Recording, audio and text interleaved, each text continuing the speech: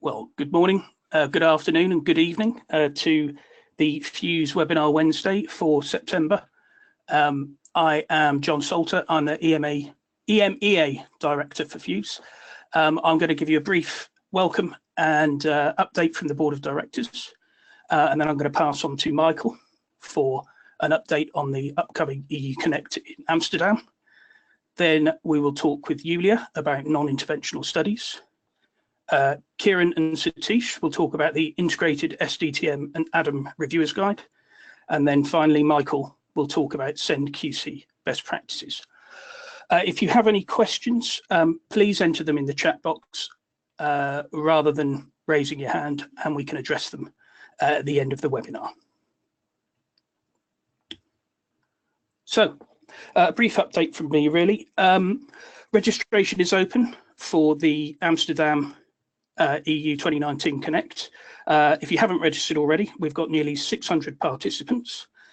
We have 3 keynote speakers registered now. We have Elsa Soteriadis,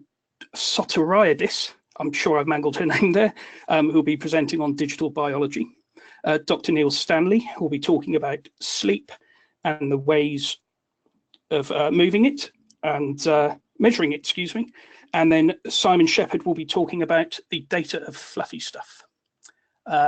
Michael will talk a little bit more about this once I finish my presentation here. I'd also like to talk about our Connect, US Connect 2020, which is going to be held here in Orlando. Registration is open. Early bird is due to close on the 18th of October. And I'm pleased to say we've hit a record number of submissions for the Connect. We have hit nearly 300 papers submitted, which is a fantastic effort from you all. So thank you if you've put a paper through for this. Keynotes are to be announced and we will have 15 streams.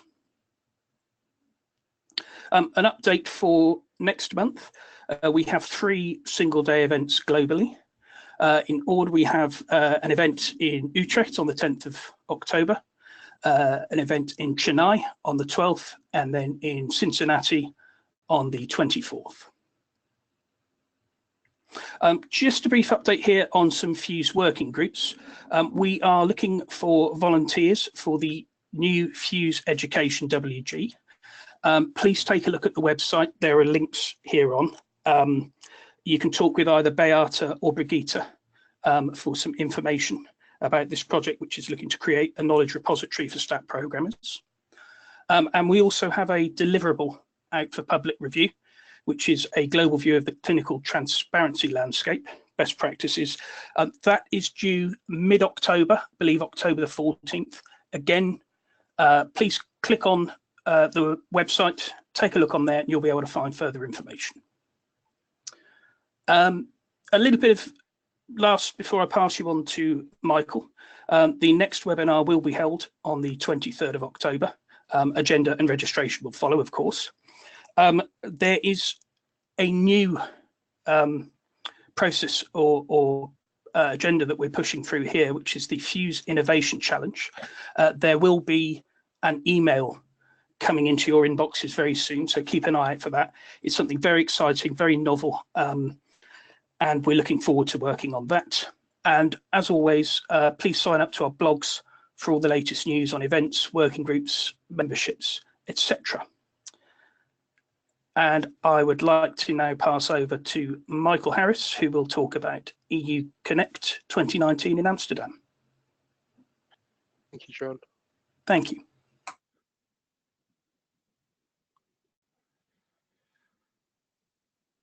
Okay, just checking you can see my screen. I can, yeah. Yes. Okay, great. Okay, so we've got 6 weeks to go, or approximately 6 weeks until EU Connect. Just sort of recap on a few sort of basic details, really. So it's the 10th to the 13th. It's going to be in Amsterdam at the RAI Amsterdam, and that's located in the Swedish Business District, also known as the Financial Mile. Planning's gone really well. We received a very large number of abstracts, just shy of 300, which is translated into 150 presentations, in 19 different streams, and that sort of translates to about, well, 30 posters. I'm going to run through some things to look at, things to look out for in the coming weeks. So just have to bear with me a second, I'm having a slight technical issue.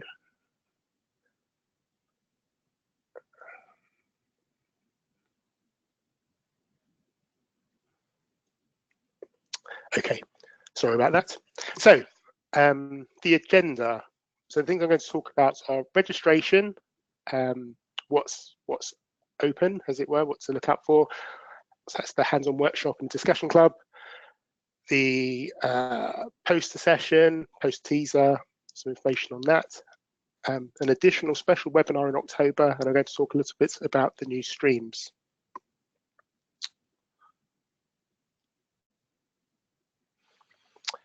Okay, so registration's open for the discussion club and the hands-on workshop. There was a mail sent out last week which announced this, and if you had received the mail, it's just a case of clicking on to register your interest. If you haven't received the mail, then it's a case of contacting the office at events@phuse.eu, who will process your registration. I suppose it'd probably be a little bit remiss of me just to sort of give you a quick flavour or overview of what these sessions are. So I'll briefly talk about those.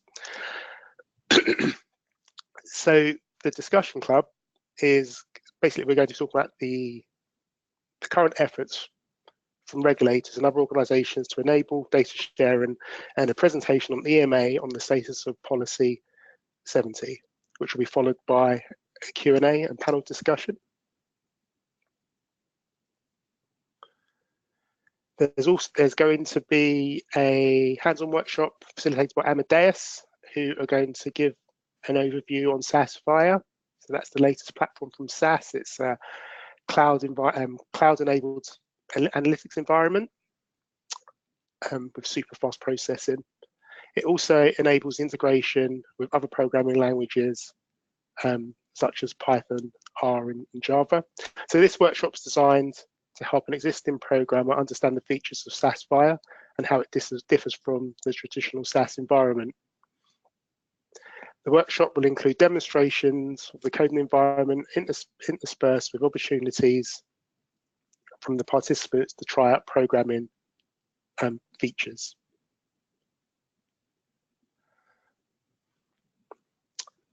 Let's make knowledge a graph. So the terms knowledge graph and fair data are gaining popularity in our industry, but what are they and how do we apply the technology and mindset to solve our data and standard challenges?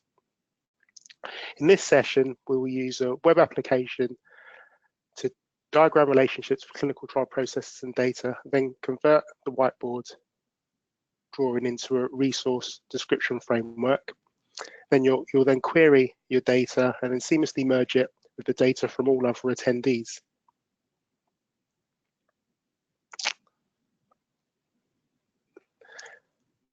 So an insight into Python. That's going to be facilitated by metadata. So this workshop's going to introduce Python, which is an increasingly popular free programming language, which has widespread adoption across the scientific community. One of the biggest drivers for its popularity has been the adoption as a tool for data science.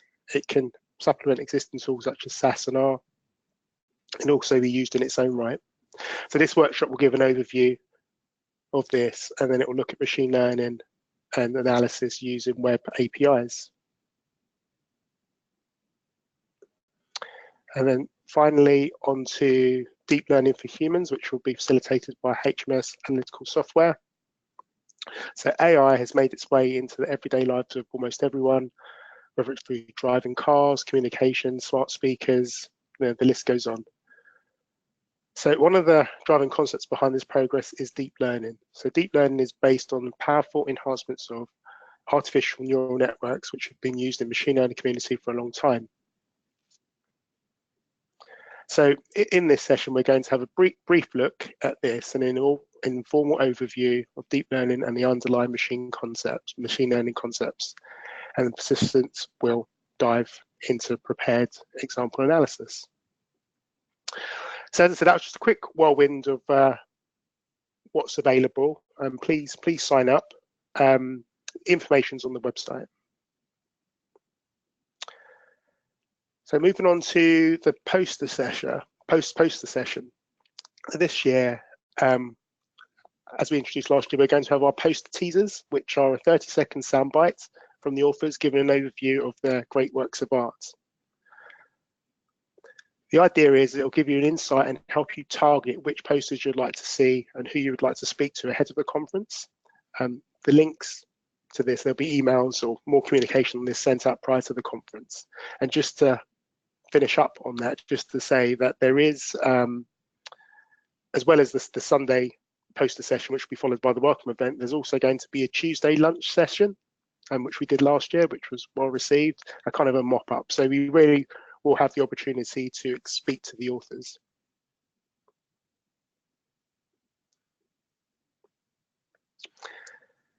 So for those of you who have already registered, please look out for the invitation to the special webinar. So this is going to cover the new PHUSE app, which is going to be launched on the 1st of October. Through this app, you'll be able to see the schedule, including the abstracts and speaker profiles. You'll be able to connect with the speakers and attendees and view exhibitors and sponsor profiles, along with their stand positions in the new interactive map. You can also, through this app, get involved with the keynote speaker on Wednesday. This is going to be an interactive session. So as I said, more details to follow on this, but just something I thought I would highlight.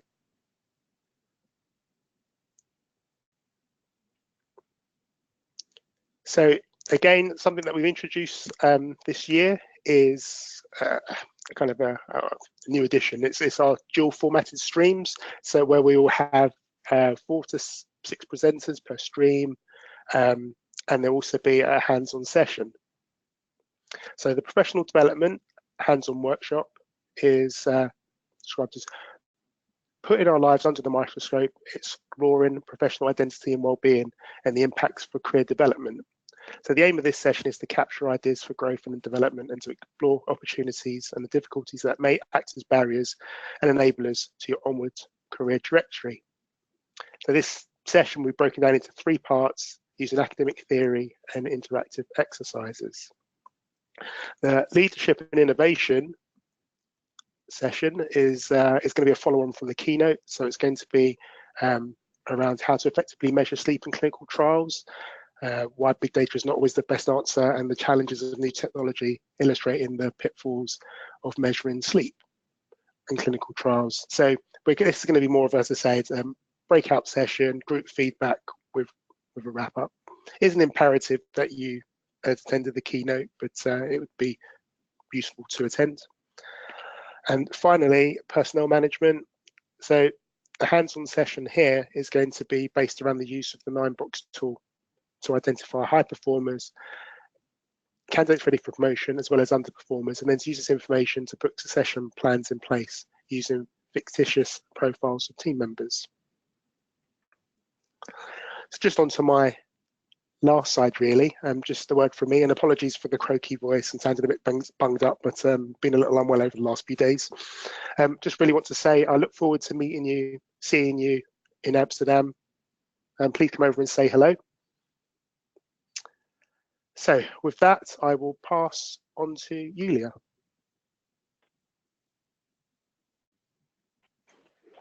Thank you, Michael.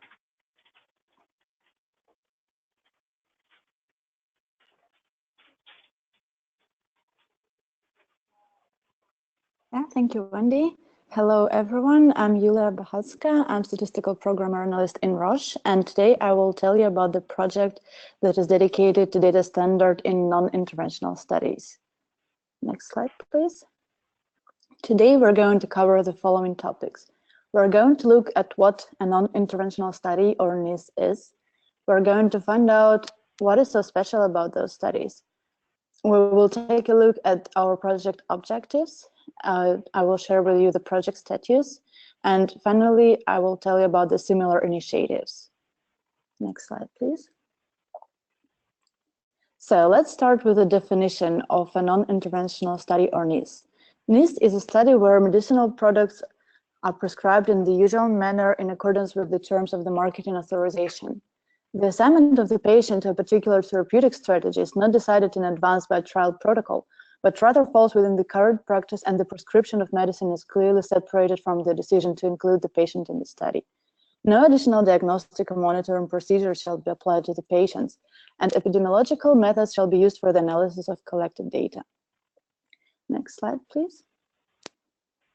After our team has had our kickoff meetings, we realized that we have all been working on different types of non-interventional studies. Together, we have identified 6 main types of these studies. So there are case control studies, patient registries, cohort studies, safety review of class of medicines, administrative claims data, and drug utilization studies. Next slide, please. So now let's take a look at what makes these studies so special. As I have already mentioned, patients are allocated treatment based on clinical decisions, or there might not be any treatment at all. Some of clinical trial terminology and concepts are not applicable. These studies may look for population-wide associations between various factors and disease or disease outcomes, such as socioeconomics, risk factors, or risk mitigating factors. And most importantly, and what actually gave us the idea for this project, is the fact that the data does not necessarily need to be submitted to a regulatory agency such as the FDA. So there is no strict requirement for data standards. And in reality, this means that every team is free to do what they want, and every next team has to figure out what happened in the project. Next slide, please. Today, most programmers who work on clinical trials use ADAM because ADAM concept provides traceability. These data sets are analysis ready, and they are well known by a large number of programmers. So this project came from the idea that ADAM concept might be applicable for non-interventional studies. Next slide, please. We identified the following project objectives.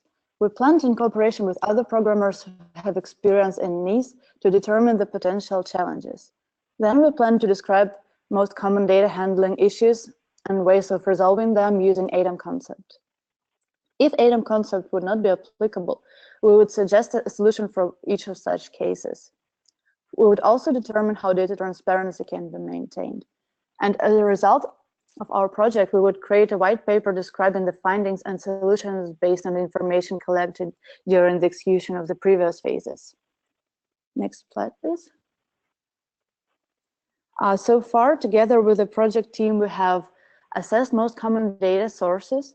We have published and assessed the results of the quiz in order to find out about the most common data challenges.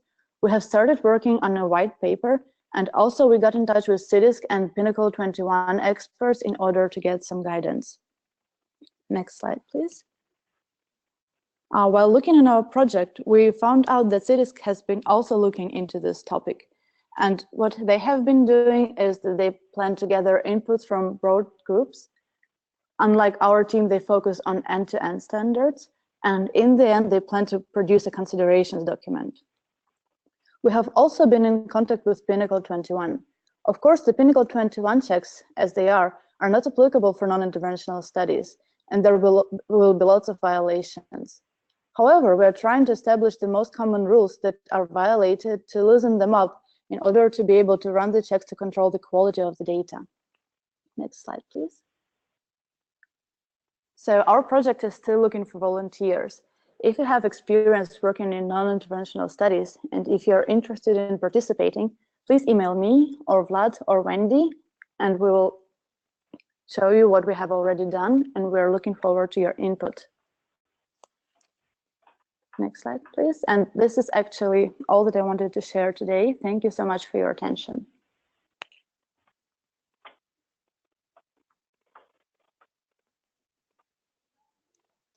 Thank you very much, Yuliia. So, Kiran? Yeah, I'm here. Let me know, can you hear me, Wendy? I can. Okay, are you seeing my screen? Yes, we are. Thank you, Kiran. Yeah, okay, thank you. So, okay, thank you, Yuliia, for your wonderful presentation. Hello, everyone. Welcome to Integrated SDTM and ADAM Reviewers Guide PHUSE Working Group Project Initiation Presentation. I'm Kiran Kundarapu from Merck, Sharp and Dome, and I'm co-leading this project along with Satheesh Avvaru from MaxisIT. This project was actually initiated by Jane Lozano from Eli Lilly, who is currently volunteering as a working group leader for optimizing the use of data standards working group. This project kicked off this month on September 12th. So we are fresh, we are excited, and looking forward to work with all the participants here. Moving on. So the background of this project is, currently the existing clinical study data reviewers guide, CSTRG, and analysis data reviewers guide, ADRG, templates are for single study information. So currently industry is adopting these templates for integrated studies information and adopting to provide additional information using these templates.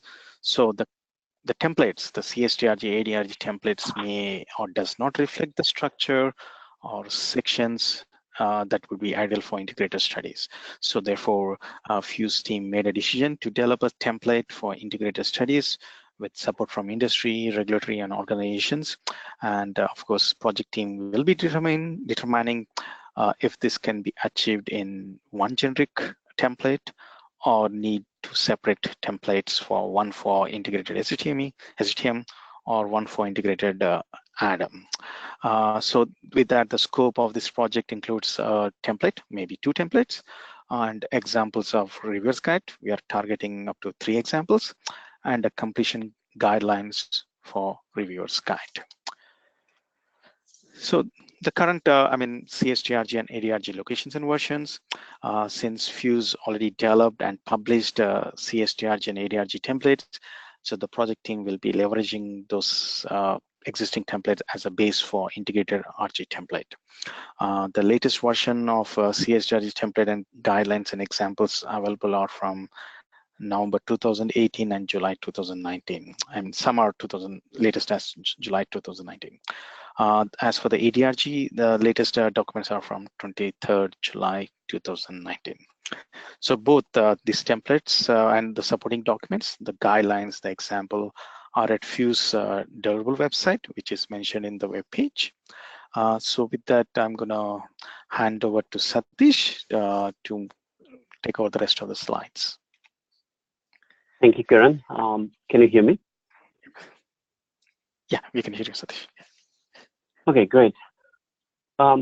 So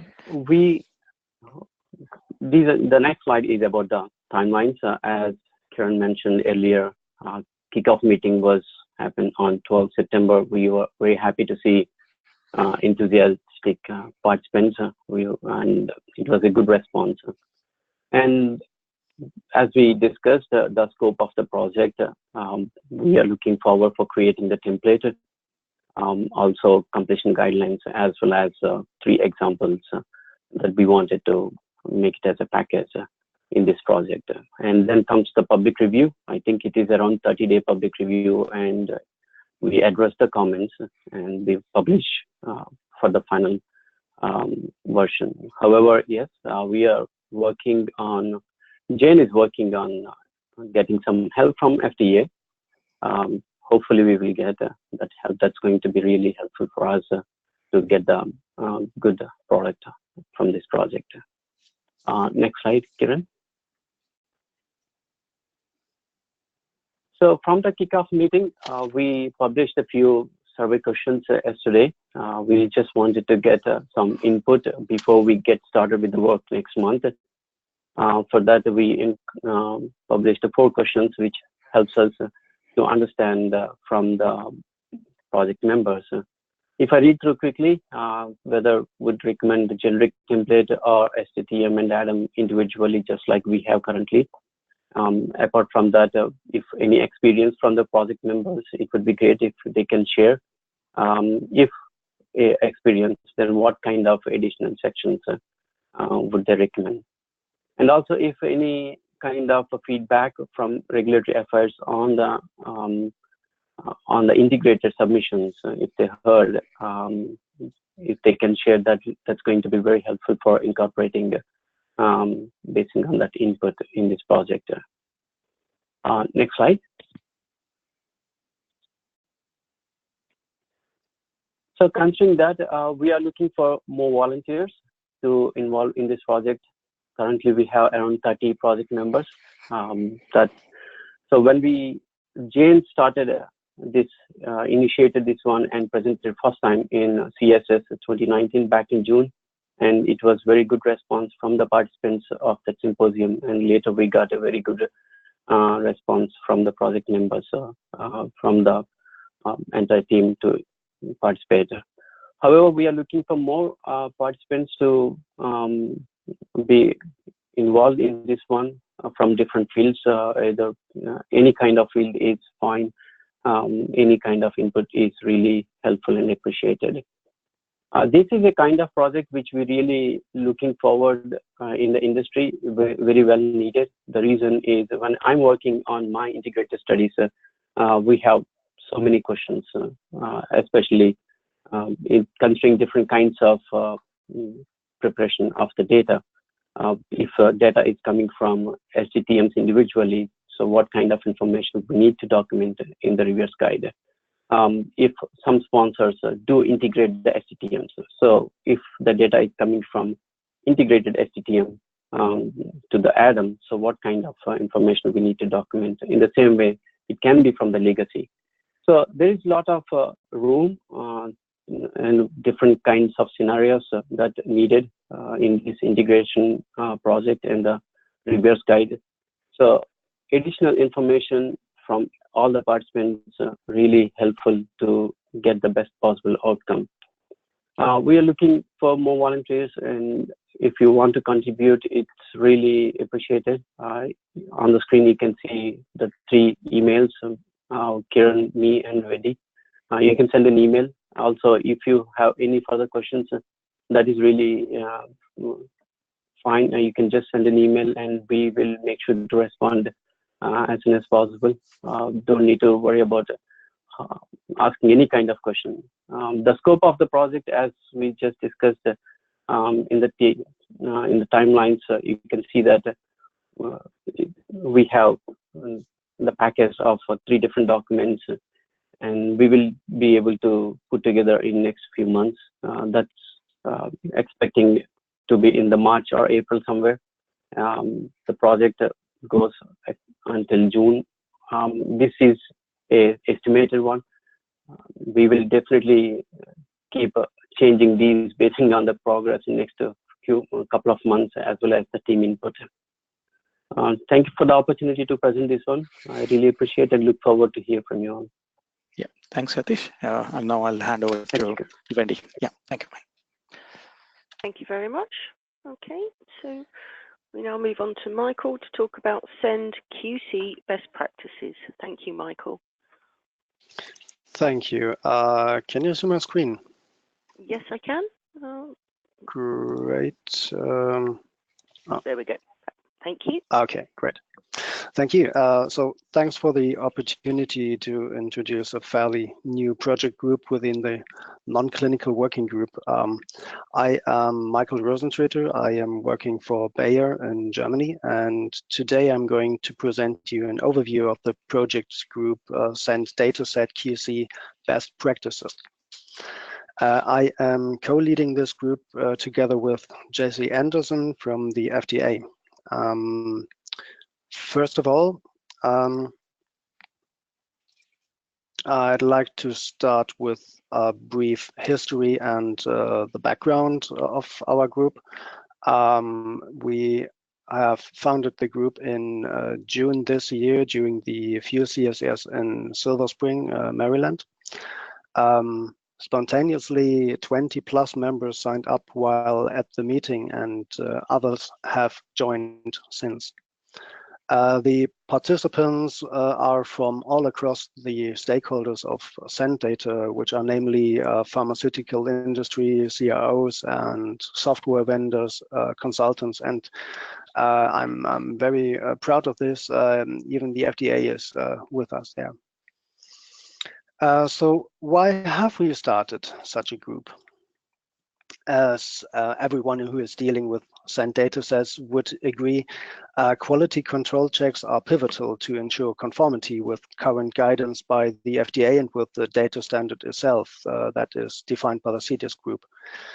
So one of the main drivers of the foundation of our group was the perception that quality control checks vary across the industry.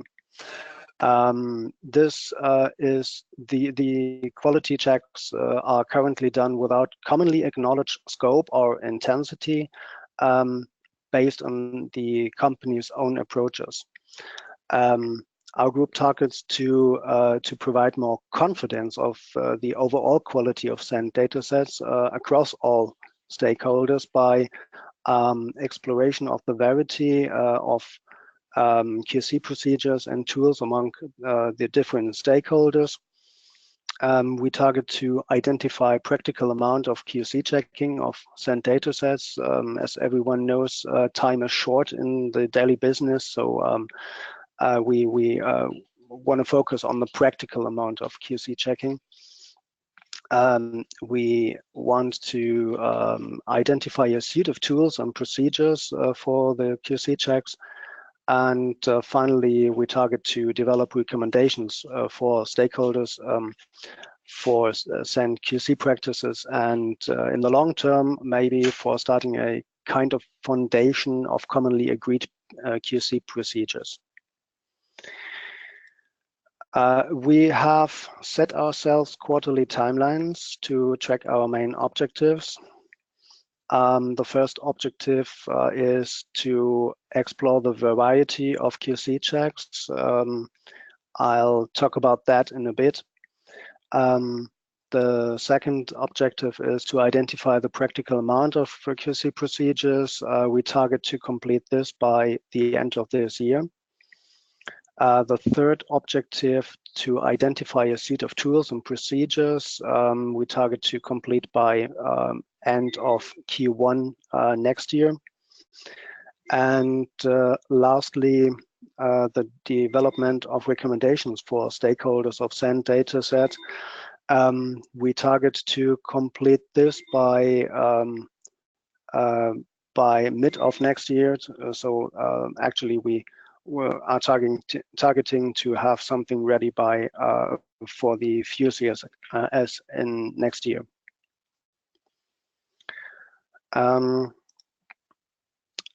Talking about the current status of our group, we are having monthly meetings. The first meeting, the first 4 meetings, including the kickoff meeting end of June, were done. And as we have targeted, we reached our first objective, that was to explore the variety of QC procedures.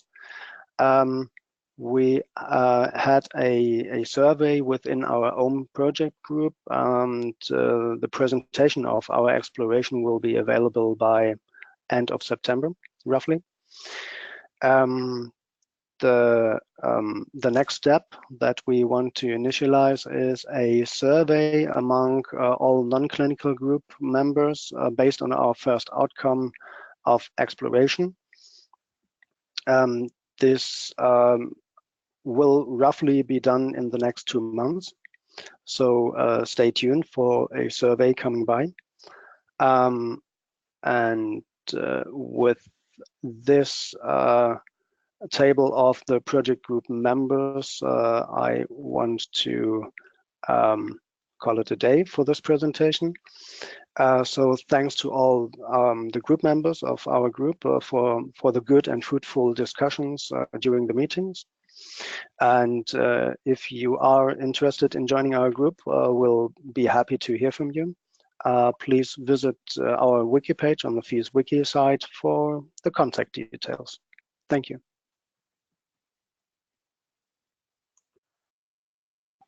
And with that, I'm going to hand over to Wendy, I guess. Yes, thank you very much, Michael. So Thank you all for joining.